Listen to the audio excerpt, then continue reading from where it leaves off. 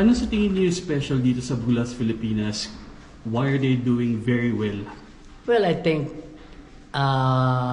first thing is, of course, the coaches, they put their time to with the girls, and the parents that who supporting them to be here. And I think the special thing is these girls have a lot of talent, and hopefully one day we can produce a player to play for Philippine women national team. Meron silang dedication, teamwork, and also their respect sa opponent din. Na they're always giving their best kahit na ano kahirap yung situation inside the field.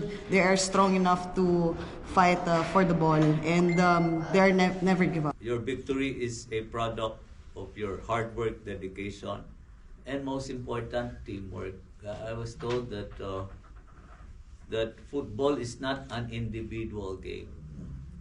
That you have to rely on your teammates to be able to score points and to win.